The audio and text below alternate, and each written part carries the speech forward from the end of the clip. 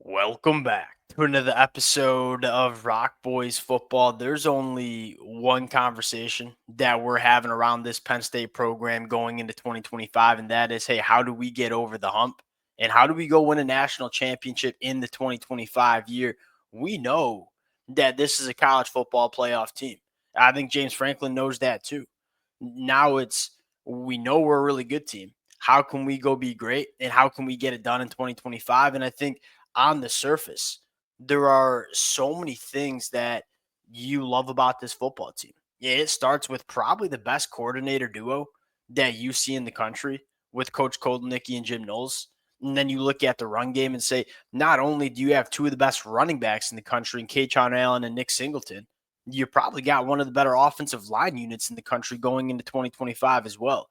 All the running backs get kind of the media hype regarding this Penn State run game. This offensive line, it's blue chip city. I mean, they just stack blue chip offensive linemen on the high school recruiting trail. They develop them into being really good football players. This run game is going to be elite. You have a quarterback that's now going into year 3 and has continued to get better during his college football career. Look, I feel like a lot of people act like Drew's just a known commodity and he's not going to get better going into 2025. We're kind of treating him like DJU. And DJU was a guy that really never showed us any growth. He was just a guy that was kind of stagnant his whole career. You look at Drew and say, solid in 2023. I thought took a big step in the 2024 year. What happens year 2 in Coach Koldenicki's system? Can he take another step going into 2025? There's a ton of reason to believe that this Penn State team is legit in the 2025 year.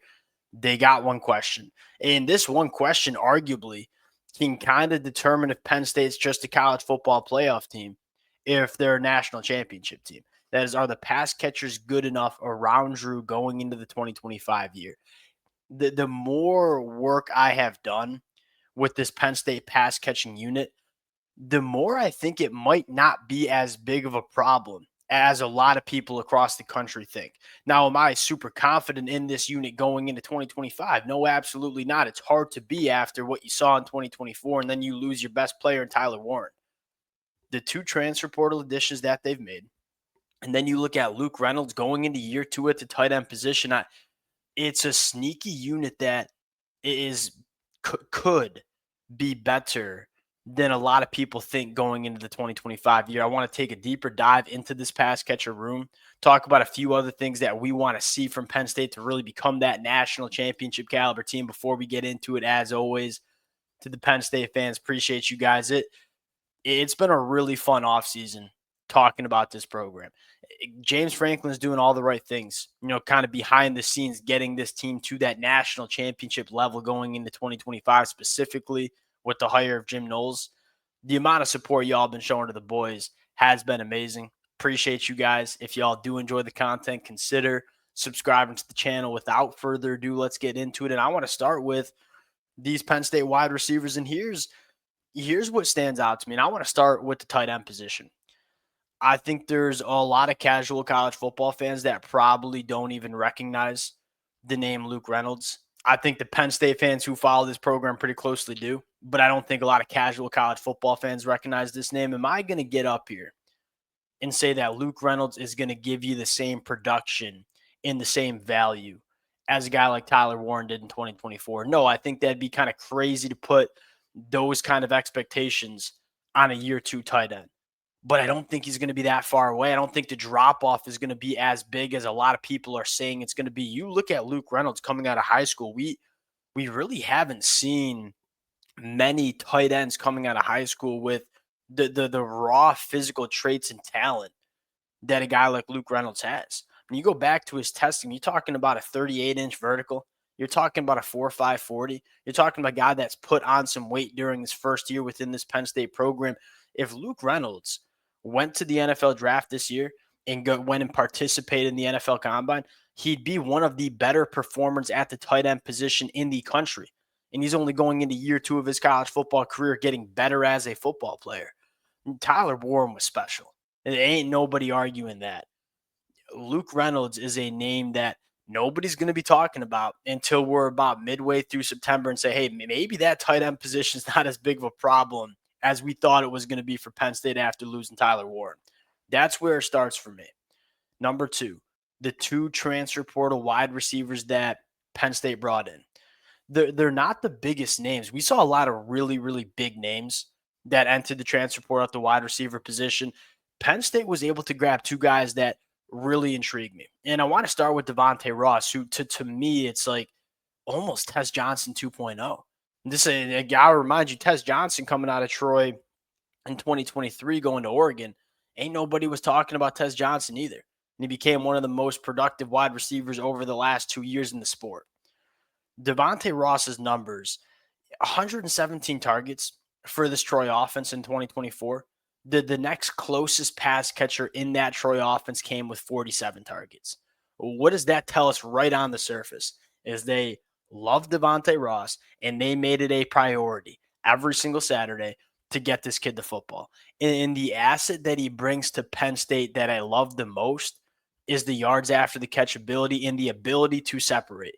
Because you look at two of the things that Penn State just had nothing from outside of Tyler Warren, especially with these wide receivers where they could not separate in man coverage, and they didn't really give you any juice after the catch. Devontae Ross can separate, can operate after the catch. Those are two things that Penn State just did not have in the 2024 year. And then you go to a guy in Kyron Hudson coming from USC, a sneaky good pickup too, and I think a lot of USC fans would probably agree with this. Kyron Hudson, if you took his 5 best plays, his 5 best catches that you saw from USC in the 2024 year, you think he's the best wide receiver in the country. I mean, there are some big-time circus catches on that film from the 2024 year. But the thing I love most about Kyron Hudson, in another, asset that he brings to this Penn State offense that just was not there outside of Tyler Warren in 2024, was the ability to go up and make a play for your quarterback in those contested catch situations. He had a 53% contested catch rate at USC in 2024. That was on 23 targets. They were pretty routinely just throwing the football up to Kyron Hudson, specifically in the red zone, and saying, hey, big dog, go make a play. And more times than not, Kyron Hudson was coming down with the football. You look at Penn State last year, they could not separate. They could not give you juice after the catch. And there wasn't a wide receiver that could give you that ability to, hey, we're in the red zone. The throwing windows are going to be smaller. We got to have wide receivers go up, climb the ladder, and make a play on the football. Kyron Hudson can do that. So you bring in Devontae Ross and Kyron Hudson. They aren't the marquee names that we saw in the transfer portal, but they bring attributes to this Penn State offense that Penn State just did not have in the 2024 year. That's where it starts for me. I don't think any Penn State fan is coming into the season saying we have a top 5 wide receiver room in the country. But there's a very good chance that it gets better. And then you start talking about some other guys, a guy like Taysir Denmark. And this is a guy that was generating a ton of buzz as a freshman before the 2024 year. Didn't get on the football field all that much as a freshman, but we know this coaching staff likes this kid a lot.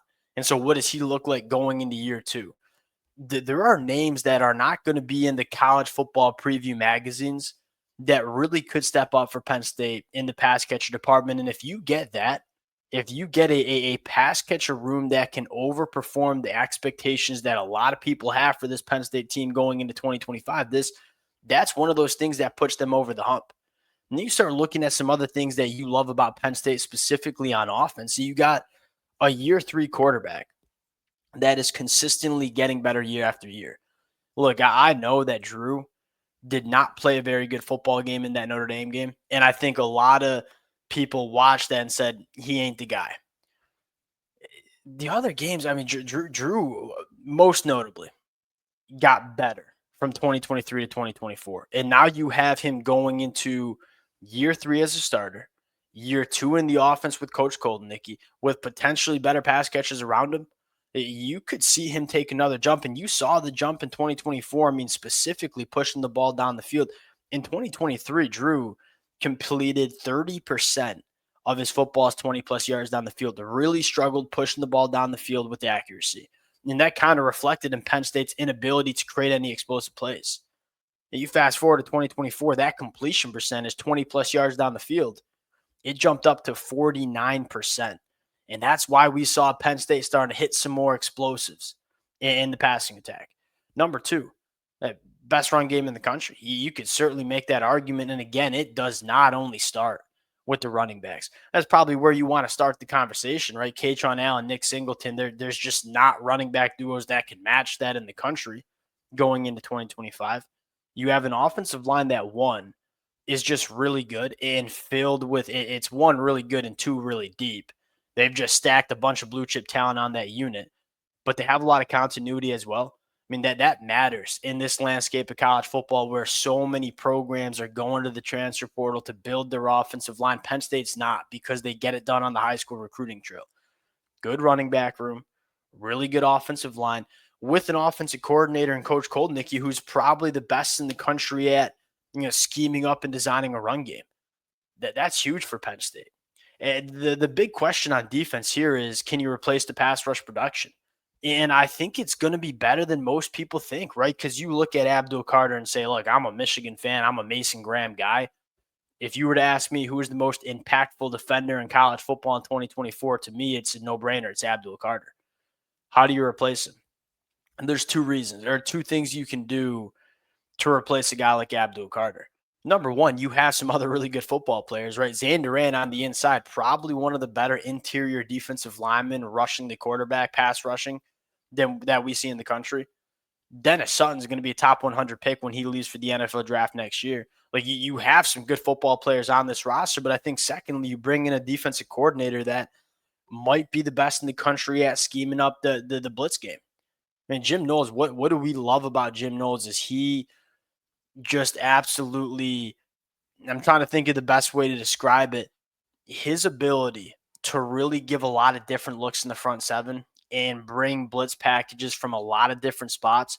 You can replace Abdul Carter's pass rush production, one, by players, guys like Dennis Sutton and Zan Durant, but you can also scheme it up too.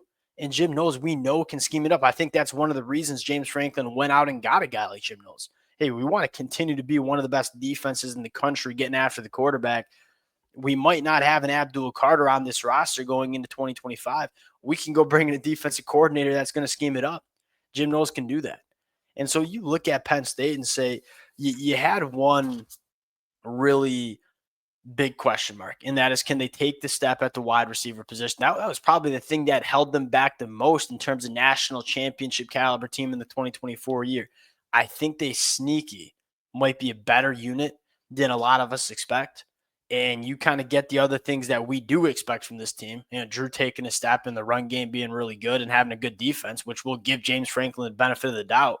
Penn State's had an elite defense this whole tenure. If you kind of get them to hold serve everywhere else and you take a step at the pass catcher position, this is a national championship caliber team. We'll see how it plays out. I wouldn't be surprised to see Penn State go out in the spring and grab one more wide receiver as well, which would really make me buy some stock in this football team.